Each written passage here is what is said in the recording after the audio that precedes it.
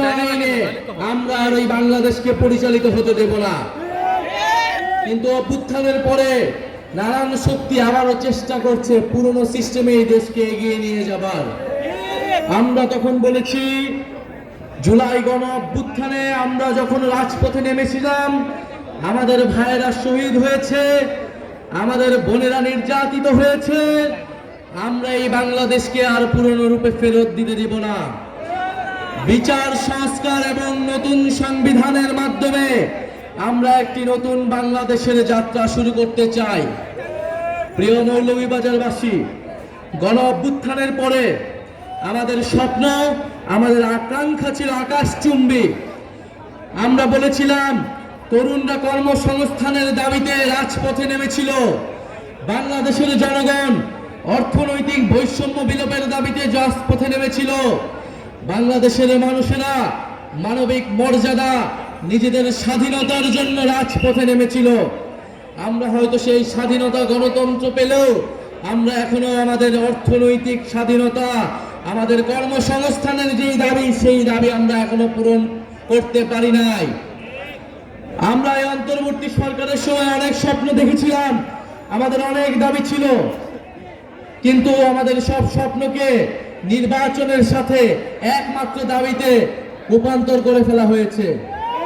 আমরা বলেছি, আমরা নির্বাচন চাই, আমরা গণতন্ত্রের পক্ষে লড়াই করা শক্তি, আমরা ভোটাধিকারের জন্য লড়াই করা শক্তি, কিন্তু বিচার সংস্কার ছাড়া নির্বাচন অর্থহীন হয়ে যাবে। এই নির্বাচনকে জনগণ গ্রহণ করবে না।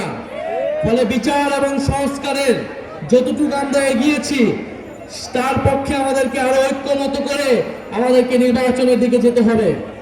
আমরা বলেছি, আমাদের একটি নতুন সংবিধান প্রয়োজন, যেই সংবিধানে বাংলাদেশের মানুষের মানবাধিকারের কথা লেখা থাকবে, বাংলাদেশের যে ঐতিহাসিক লড়াই, 1947 সালের আজাদির লড়াই, 1971-এর স্বাধীনতা সংগ্রাম এবং 24-এর গণ অভ্যুত্থানের স্বীকৃতি দেওয়া থাকবে, এবং এই সংবিধানে সকল জাতি ধর্ম সকলের সমান অধিকার নিশ্চিত করা হবে।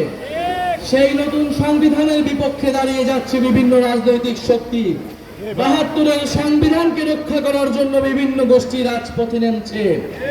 72-এর সংবিধান ছিল বাংলাদেশের মুক্তিযুদ্ধকে, বাংলাদেশের স্বাধীনতা সংগ্রামের আকাঙ্ক্ষাকে নষ্ট করে দিয়ে মুজিববাদী সংবিধান প্রতিষ্ঠা করার চক্রান্ত।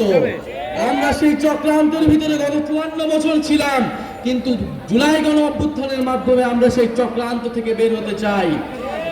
প্রিয় সংগ্রামী মৌলভীবাজারবাসী, আমরা জানি মৌলভীবাজারে বাংলাদেশের সর্বাধিক চা বাগান রয়েছে, বাংলাদেশের তেল গ্যাস ক্ষেত্র রয়েছে, বাংলাদেশের খনিজ সম্পদ রয়েছে।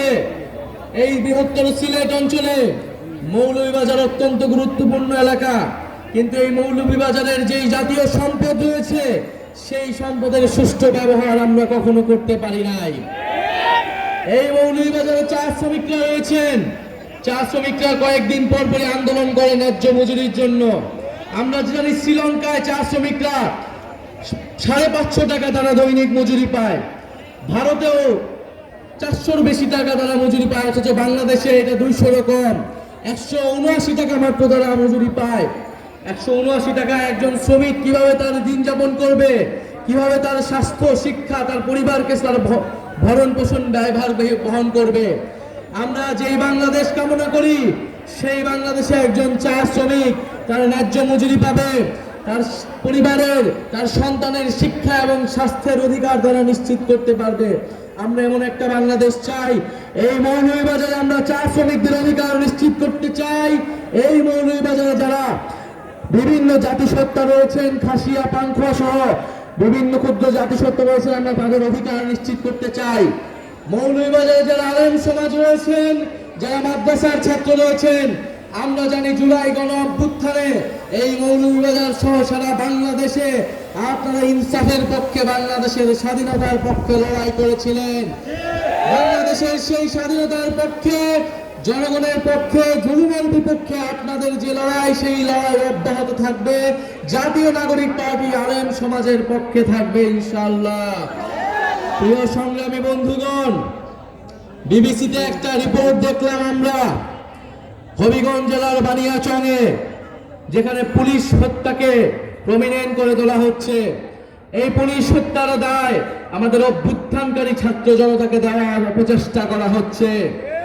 আমরা দৃঢ়ভাবে বলতে চাই, ৩রা আগস্ট আমরা এক দফার মাধ্যমে স্পষ্ট করেছিলাম আমাদের এই লড়াইটা শেখ হাসিনার ফ্যাসিস্ট শাসনের বিরুদ্ধে লড়াইয়ে পরিণত হয়েছে। আমাদের এই কোটা সংস্কার আন্দোলন ছিল শান্তিপূর্ণ আন্দোলন। শেখ হাসিনার পুলিশ, ছাত্রলীগ, সন্ত্রাসী বাহিনী গুলি চালিয়ে বর্বরোচিত হামলা করে আমাদেরকে অভ্যুত্থানের দিকে নিয়ে যেতে বাধ্য করেছিল। আমরা শান্তিপ্রিয় ছাত্র জনতা বাধ্য হয়েছিলাম প্রতিরোধ গড়ে তুলতে, বাধ্য হয়েছিলাম লাঠি হাতে তুলে নিতে, আমরা বাধ্য হয়েছিলাম ফ্যাসিস্টদের বিরুদ্ধে সংগ্রাম করতে। ৩রা আগস্ট আমরা স্পষ্ট করেছিলাম এই লড়াইটা ফ্যাসিস্ট রাষ্ট্র, ফ্যাসিস্ট বাহিনীর বিরুদ্ধে জনগণের লড়াই। ফলে সেই লড়াইয়ে জনগণের পক্ষে যারা ছিল তারা বাংলাদেশ